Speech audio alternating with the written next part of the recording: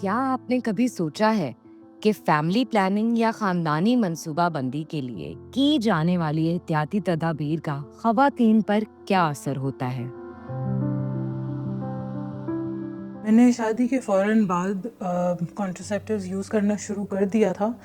अम, मुझे मेरे हस्बैंड ने उस वक़्त मना भी किया था क्योंकि उन्होंने कहा कि इसके साइड इफ़ेक्ट्स होंगे, तो मैं अभी अंदाज़ा नहीं है। शुरू में ये था कि कुछ महीने तक तो मेरे husband was okay with the idea of contraceptives, but later on he realized कि अच्छा it's not working out for him. फिर एक पॉइंट पे आके इस बात पे बहस होती थी कि उनको बच्चे चाहिए थे, मुझे बच्चे नहीं चाहिए थे, या मुझे कॉन्ट्रासेप्टिव लेना चाहिए, उनको लेना चाहिए।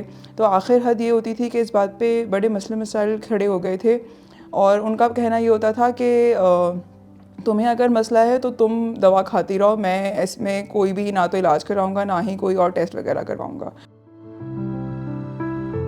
After a year I had to give it up because एक तो मुझे स्वेलिंग बॉडी में बहुत ज़्यादा होने लग गई थी, बॉडी में एक्स एंड पेन्स इंटरेस्टिंगली होना शुरू हुई, मूड स्विंग्स मेरे इतने सिवियर होने लगे कि एक पॉइंट पे आके तो मतलब कॉन्स्टेंट में चिड़चिड़ी होने लग गई। लेकिन हाँ, इसका एक इमोशनल और मेंटल टोल बहुत था। हर वक्त ये झगड़े रहने से भी जाहिर सी बात है एक डिस्टर्बेंस रहती है मैरिज के अंदर, और इमोशनल भी बहुत ज़्यादा था, क्योंकि अगर आप इस तरह की दवाइयाँ रेगुलरली ले रहे हैं तो जाहिर सी बात है उसका हार्मोनल इशू भी आपके साथ होता है।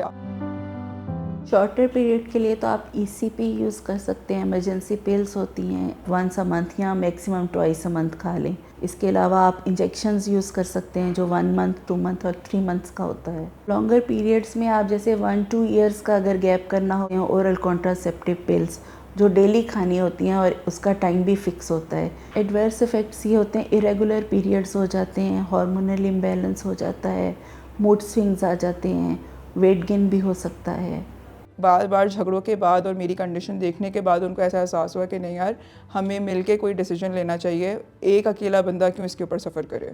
It was just clear understanding that we will be using these two methods for precautionary measures, just the condom or the pull out method, because कोई भी चीज़ invasive जो थी वो मैं comfortable नहीं थी। कॉपर टी है, बच्चेदानी के अंदर रखी जाती है। कुछ लोगों को कंटिन्यूस पीरियड्स हो जाते हैं या 2-3 साल सेट रहती है, उसके बाद ये हिल जाती है। या इम्प्लांट्स हैं जो बाजू में रखते हैं। कॉपर टी 10 ईयर्स के लिए होती है, इम्प्लांट 4 ईयर और 5 ईयर्स के होते हैं। यंग गर्ल्स हैं वो गूगल करके आई हुई होती हैं, लेकिन उनके पास ये अथॉरिटी नहीं होती कि हम डिसाइड कर सकें। हमें ये डिसीजन कभी भी नहीं हुआ कि हम कोई परमानेंट उस पे जाएंगे, बिकॉज ये मतलब ठीक है, right now we don't want kids, but हमारा यही है कि हाँ शायद फ्यूचर में कभी हम दोनों का इरादा बना, या हम लोगों की हमें लगा कि हाँ यार अब लेट्स हैव अ किड, तो हमने कभी भी अपने ऑप्शंस को टोटली क्लोज नहीं किया। फीमेल्स में ट्यूबल लाइगेशन होती है, जैसे बच्चे बंद करने का ऑपरेशन कहते हैं। मेल्स में नसबंदी होती है, विजेक्टमी। ज़्यादा आसान तो विजेक्टमी है। बहुत सारे जो कॉम्पिटेंट डॉक्टर्स हैं वो विदाउट कट भी करते हैं, क्योंकि वो बहुत सुपरफिशियल प्रोमिनेंट नज़र होती है, जो नस होती है उसको वो ट्विस्ट करके ऊपर टेप लगा देते हैं। लेकिन जो फीमेल का ऑपरेशन होता है वो तो प्रॉपर ऑपरेशन होता है, उसमें कट होता है, स्टिचेस होते हैं।